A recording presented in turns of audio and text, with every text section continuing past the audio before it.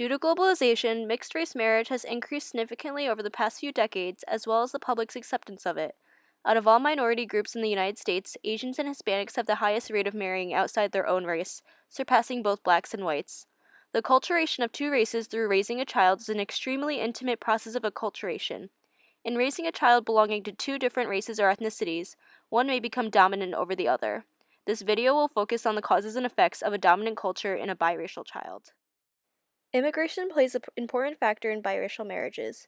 First-generation immigrants are much more likely to marry within their race, while second- and third-generation immigrants are more likely to marry outside their race. The location where one grew up also plays a role in outmarriage. If one grew up around a large group of their own race, they are more likely to marry within their race because of the larger pool. Tommy Rodriguez is a student at SUNY Geneseo who is half Hispanic and half Chinese. His mother is from China and his father is from El Salvador. He was born in downtown Manhattan, New York City, and currently resides in Brooklyn, New York. How old were your parents when they immigrated to the United States? I think my dad was like between the ages of 4 to 6, and my mom was, I think, 17 or 18. The values from both cultures also play a vital role in the acculturation of raising a biracial child. In the Asian culture, values such as hard work, achievement, and respect to elders are most important. In Hispanic culture, strong kinship ties and a dominant male role are the most important values. What were some important values that you were raised with? A lot of Chinese values, I'd say, because my mom was more traditional. Respecting your elders, certain dinner etiquette that we had to follow, and that's about it, I'd say. Education was like a huge thing also on both my mom and dad's side of the family. So yeah, it was like a huge emphasis. Do you think that there were some values that were more important to your mother or father, and if so, what? No, I don't think so. In obtaining values from each culture, I decided to interview a multiracial married couple, Karen Yao Smith and Sean Smith. Karen is from Hong Kong, while Sean is from Puerto Rico. Together they have two children, Francisco and Alejandra. I asked Karen to name some of the values that she instills in her children that are reflective of the Chinese culture. She says that she emphasizes an interest in learning in her kids, respect to elders, and hard work. In enforcing these values, Karen put her kids in Chinese school and also started giving them music lessons. She pushes them to do their best in both. She also commented on how she thinks that respect to elders is the most distinguished aspect of all other cultures from American culture and how instinctual it is for Asian cultures. I asked Sean the same question in regards to Hispanic cultures, and he said that Puerto Rican culture is a combination of European, African, and Native American cultures, and curiosity and an open mind for new experiences is prominent of those cultures. In enforcing this value on his children, Sean always introduces them to new foods that normal kids their age wouldn't eat, such as shellfish and seafood, and exposing them to different genres of music such as classical and jazz. Cultural values are expressed in almost everything in a person's daily life. Food, language, religion, and traditions are indicators of the importance of one's culture over the other, or the equality of the two cultures.